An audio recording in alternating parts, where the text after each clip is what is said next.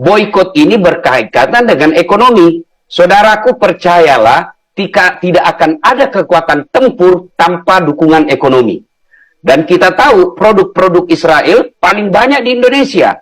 Kenapa banyak di Indonesia? Karena rakyat Indonesia ini hampir 300 juta. Maka tidak ada salahnya kalau ada gerakan boikot. Kenapa? Doa sudah dilakukan, protes melalui forum internasional sudah dilakukan, maka kita lakukan apa? Boikot. Apa hubungannya? Kalau kita lakukan boikot, produknya turun produk, maka akan berdampak pada pemasukan negara. Pemasukan negara berkurang, maka support untuk perang pasti berkurang juga.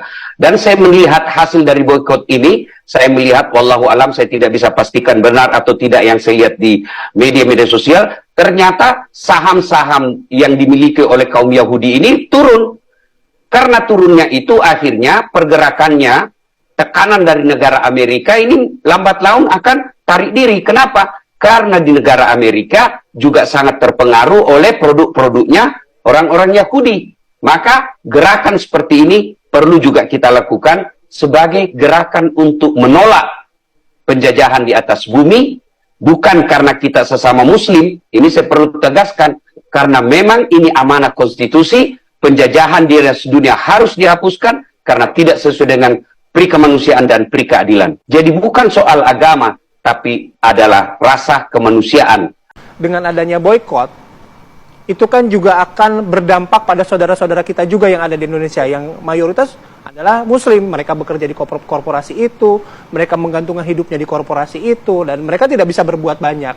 Saya kira setiap keputusan pasti ada risiko. Dalam fikih syariat Islam, ada yang disebut daruriyah, darurat. Sesuatu yang darurat, yang tadinya diharamkan bisa menjadi halal ketika kondisinya menjadi darurat. Nah, sementara kita melihat, saya sekali lagi tidak melihat secara langsung di Palestina, tapi saya melihat kabar-kabar dari TV, media sosial, itu sudah keterlaluan caranya. Bahkan bisa cenderung kepada pembunuhan, genosida yang kita dengarkan tadi. Berarti ini sudah dalam keadaan darurat, sehingga memang harus ada tekanan ekonomi. Karena seperti saya katakan tadi, tidak ada kekuatan perang tanpa dukungan ekonomi.